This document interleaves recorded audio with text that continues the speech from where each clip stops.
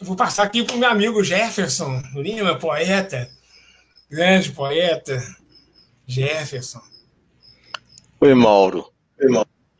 E até pegando nesse gancho que você terminou aí, que uma das coisas que me chamou muita atenção em O Soldado Errante foi que no momento, até por isso que eu acho que é um livro super necessário para esse momento, porque nós vivemos um período da história em que nós desacreditamos muito dos militares de uma forma generalizada, pelo que vemos os exemplos de cima, né, que vêm sendo dados. E você coloca ali como personagem principal um oficial que é um patriota, mas só que ele é oficial da metade da história para lá. O interessante que não está escrito no livro é porque esse soldado que chega numa missão onde ele nem conhecia os meandros da missão, ele sabia muito pouco, dada a patente dele, né? Então era muito fácil para um rapaz de menos de 20 anos, numa aventura na selva, só apaixonar por uma índia, entre aspas, né? E curtir uma aventura e rachar fora. Mas não, ele era um patriota, mas isso não é só porque o Cassiano estava ali dando uma cobertura. Ele tinha isso dentro dele, e isso vem de berço de alguma forma, né? Ainda que em nenhum momento da história ali ele passa um período em casa, e que são pouquíssimas páginas que fala dele na casa dos pais, um período curtíssimo, mas que não dá ainda para a gente ter esse vislumbre de qual foi a criação desse soldado que chega oficial sem perder a idoneidade da personalidade dele. Isso é muito legal, porque ele vai de um soldado que teve uma aventura, chega a alta patente, né, na aeronáutica, mas a personalidade está ali íntegra, né, lutando pelos ideais patriotas, assim como deve ser, como deveria ser, né, um exemplo para todos. Aí o livro é recheado de cerimônias, de rituais, e que eu achei muito legal, né, porque mostra ali a cultura brasileira de uma forma que a gente não conhece, e de alguma forma a gente acaba se identificando, né? Porque são as nossas raízes, não tem como negar, né? As nossas raízes estão lá. E só vou encerrar minha fala com um parágrafo muito pequeno do livro, e que eu acho muito bonito e muito verdadeiro, que está ali na página 69, quando o coronel está contando aqueles momentos antes da saída dele com a Caolin, que ele fala: podemos não conhecer o nosso futuro, mas sempre caminhamos para ele. Sem saber o escrito da estrada, a estrada já está pronta e escolhida por nós. Isso é muito poético e muito profundo, porque escolher seguir o bom caminho ou não, a escolha é nossa. A estrada está aí. Parabéns pela obra, Mauro. Muito bom. Muito obrigado, Jefferson. Muito obrigado. Pois a história, né, daquele soldado, né, eu acho que quando você escreve uma obra, né, você deixa também para o leitor imaginar como, né, poderia ter sido, por exemplo, a criação dele e tudo. Mas eu vou lembrar de um ponto muito importante. É que em determinado momento ele, que nunca tinha dado importância, ele viu num determinado momento que ele era descendente de europeus, né, indígenas e africanos. Então ele tinha as raízes do Brasil no seu sangue, tudo aquilo ali. Aquele era o, talvez, né, vamos dizer assim, o modelo do brasileiro. O brasileiro, sabe, na sua essência maior. Por quê? A gente vai ter, sabe, eu estou conversando com o Edson Carapó para fazer uma outra live e o Edson vai dar uma dimensão da questão indígena, né? Edson Caiapó, ele é um professor, doutor, né, do Instituto Federal da Bahia e da Universidade Federal do Sul da Bahia, né, vencedor de prêmio da Unesco e tudo mais, e ele é realmente um dos grandes, uma das grandes lideranças, né, indígenas do país, porque ele está muito atento no processo de descolonização, né? Tudo que nós enxergamos aqui como cultura, ela vem do viés europeu. Não estou negando que a gente tem esse viés europeu. A gente tem, claro que tem, né? Os portugueses chegaram aqui, chegaram franceses, chegaram holandeses, né? Chegaram chineses, né? Chegaram italianos, né? E tudo mais. Isso foi fazendo o Brasil um país, né, com um caldo cultural riquíssimo, né? Mas as grandes raízes são essas primordiais, né?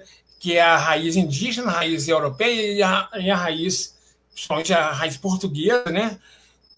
Com nuances de outros países, mas a raiz africana, né? Isso tá na nossa língua, né? A gente fala algumas coisas que tem a mistura do Yorubá, que vem da África, e nós temos a mistura das várias línguas indígenas, principalmente do Tupi e do Guarani, né? Que influenciou muito a nossa linguagem e a nossa cultura, né? Eu tive, assim, outro dia eu falei uma coisa, eu vou repetir aqui. Você vê uma coisa, assim, muito que parece... É um exemplo muito interessante, porque as pessoas podem assimilar com muita facilidade. O hábito de tomar banho todo dia, né, e tudo mais, ele vem dos indígenas. Quando...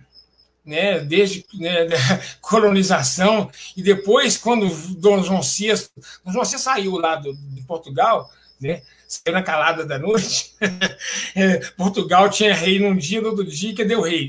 O rei sumiu.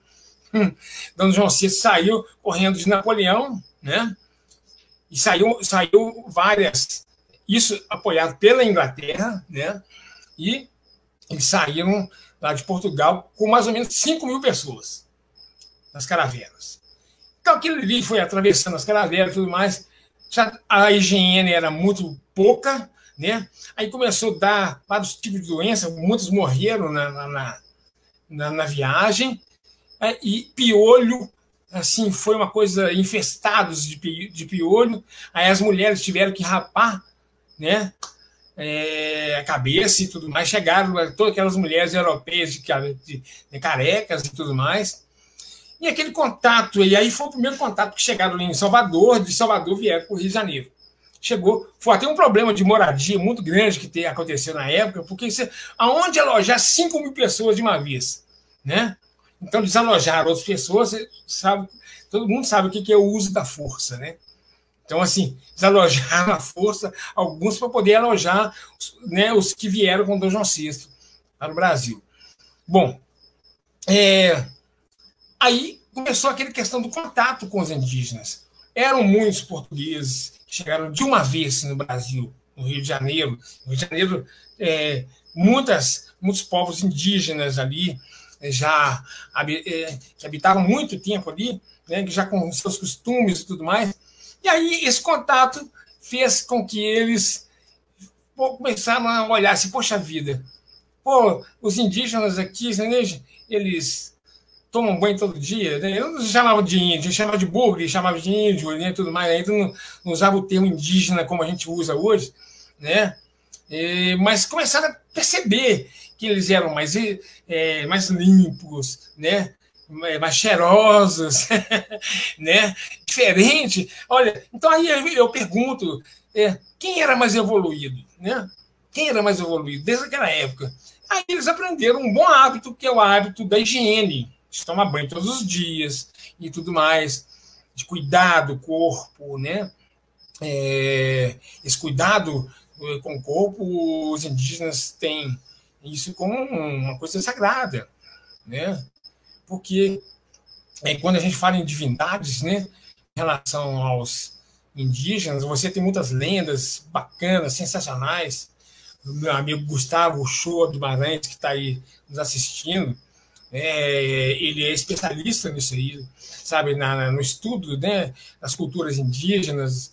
Ele pode até dizer depois alguma coisa sobre isso, mas o que a gente sabe, é que o Brasil não é um país que pode ser considerado um país. Primeiro que a gente tem aqui um aquífero enorme, né, grandes bacias de água, nós temos uma vegetação, uma fauna, uma flora, nós temos matérias-primas muito grandes, e o outro lado olha o Brasil como aquele país que vai fornecer a matéria-prima, somente. Né? Nós somos muito bons para poder fornecer matéria-prima, mas não querem deixar a gente desenvolver, né, na questão sabe, né, de ter um desenvolvimento. Eu não estou nem querendo falar do desenvolvimento da forma como é colocada, não. É outra forma de desenvolvimento, que a gente também não pode ter um país que tenha a mesma cultura que os Estados Unidos de consumo, porque o mundo não aguenta. Né? 7 bilhões de pessoas tendo o mesmo tipo de consumo, não dá. Então, tudo isso aí, eu acho que está em questão. Tudo isso aí está em O Soldado Errante. Tudo isso aí você pode perceber que, se não tiver escrito diretamente, está escrito nas entrelinhas. Né? O Soldado Errante vem com essas denúncias, né? vem colocar que país que nós queremos, né? Que país que nós queremos. O soldado, ele representa a voz, né, das pessoas que querem um outro país diferente. E eu quero até, assim, adiantando, né, dizer que o Cassiano, o general Cassiano, se o Vanderlei Pinheiro fez essa pergunta no lançamento. O meu espelho do general Cassiano era o Darcy Ribeiro. Era o Marechal Rondon, né? Eram os irmãos Vilas Boas, que foram os não indígenas que vieram também para poder se juntar aos indígenas e proteger. Porque, se não fosse por eles, talvez a gente tinha tido o mesmo destino que teve os Estados Unidos, de ter dizimado quase que por completo os povos indígenas.